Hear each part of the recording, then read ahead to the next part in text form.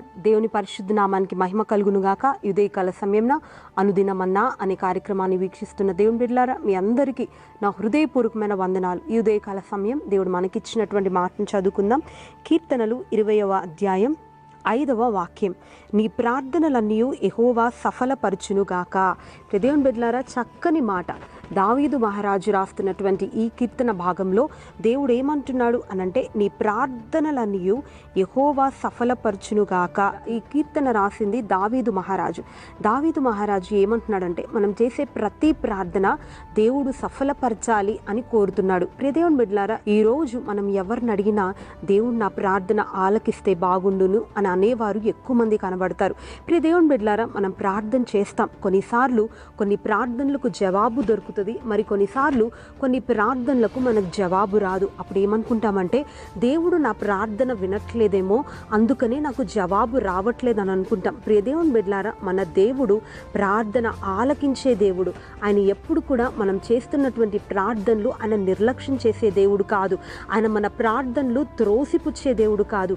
ఆయన ప్రార్థన ఆలకించే దేవుడు. అందుకనే దావీదేమంటున్నాడంటే, నువ్వు చేస్తున్న ప్రతి ప్రార్థన ఆయన సఫలపరుస్తాడు అని అంటున్నాడు.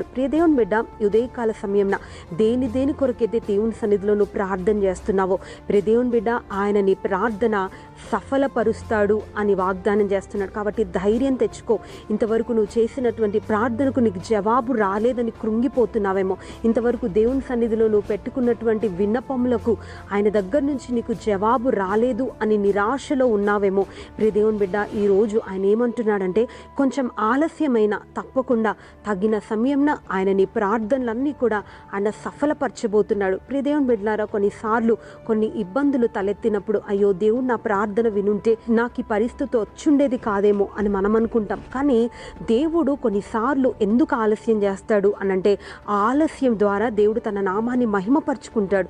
మనం బైబిల్ గ్రంథంలో గమనించినట్లయితే లాజరు విషయంలో మనం చూస్తే, నిజంగా లాజరు చనిపోవడానికి ముందే, లాజరు బలహీనంగా ఉన్నప్పుడు, రోగి అయి ఉన్నప్పుడు తన అక్కలు మరి యేసు ప్రభు వారికి వర్తమానం పంపిస్తారు. వారు వేడుకుంటారు, ప్రభా నువ్వు ఒకసారి వచ్చి మా తమ్ముడిని బాగు చేయమని. నిజంగా దేవుడు బాగు చేయాలన్న ఉద్దేశం కలిగి ఉన్న ఆలస్యం చేస్తాడు. ఆయన ఆలస్యం చేసినప్పుడు లాజరు చనిపోయి 3 దినాలైన తర్వాత అప్పుడు యేసుక్రీస్తు ప్రభు వారు ఆ ప్రాంతానికి వచ్చినప్పుడు, నిజంగా అక్కడున్న ప్రజలందరూ ఏమనుకుంటారంటే, ఇప్పుడు వచ్చి ఏం లాభం అండి, చనిపోయిన వ్యక్తి తిరిగి లేస్తాడా అని ఎంతో మంది అని ఉండొచ్చు, మనసులో అనుకుని ఉండొచ్చు. మరి దేవుని బిడ్డలారా, మనం గమనించినట్లయితే మన ప్రభువైన యేసుక్రీస్తు వారు ఆలస్యం చేసిన దానికి కారణం ఏంటి అంటే, ఆయన నామం మహిమపరచబడాలని మృతుడైన లాజర్ని 3 రోజులు మరి ఆయన సమాధిలో కుళ్ళిపోయినటువంటి ఆ శవాన్ని దేవుడు మరి పునరుత్థానపు శక్తిని లాజర్ లోపలికి పంపించి అతని సజీవునిగా బయటికి తీసుకుని వచ్చాడు. దేవుని బిడ్డ, ఈరోజు నీ పరిస్థితి కూడా నువ్వు ప్రార్థన చేస్తూ ఉన్నావు, కానీ మృతతుల్యం అయిపోయినట్లుగా, మరి చావునకు సిద్ధమైపోయినట్లుగా, అవమానానికి లోనైపోయినట్లుగా నీ పరిస్థితులు దిగజారిపోతున్నాయేమో. అప్పుడు ఇది జరిగిన తర్వాత, ఈ అవమానం వచ్చిన తర్వాత, ఈ నష్టమైన తర్వాత ఇంకా నా ప్రార్థన వినేందుకు నువ్వు అనుకుంటున్నావేమో. దేవుని బిడ్డ, ఆయన నీ అవమానంలో నీకు ఘనతనిచ్చే దేవుడు. భయంకరమైనటువంటి పరిస్థితుల్లో కృంగిపోయిన నిన్ను అందరూ చూసి ఆశ్చర్యపోయేటట్టు ఆయన లేవనెత్తే దేవుడు. దేవుని బిడ్డలారా, కొన్నిసార్లు నీ ప్రార్థన మరి ఆలస్యం అవుతుంది అంటే తప్పకుండా దాని ద్వారా ఒక మహిమను నువ్వు చూడబోతున్నావు అన్న విషయం ఈ ఉదయకాల సమయంలో నువ్వు తెలుసుకో. ఎందుకంటే మన దేవుడు ప్రార్థనలు ఆలకించే దేవుడు. అందుకనే దావీదు ఏమంటున్నాడంటే, నీ ప్రార్థనలన్నీ సఫలమవుతాయి అంటున్నాడు. దేవుని బిడ్డ, కొన్నిసార్లు మనం ప్రార్థన చేస్తాం, మనమే మర్చిపోతాం. కానీ మన దేవుడు ఏనాడు కూడా మనం చేస్తున్నటువంటి ప్రార్థనను ఆయన మరిచే దేవుడు కాదు, ఆయన మానవుడు కాదు. దేవుని బిడ్డ, ఈ ఉదయకాల సమయంలో నువ్వు దేని కొరకు ప్రయాసపడి ప్రార్థన చేసి కన్నీరు విడిచి దేవుని సన్నిధిలో నీ హృదయాన్ని కుమ్మరించావో, వాటన్నిటికీ జవాబు రాబోతుంది అనే విషయం నువ్వు తెలుసుకో.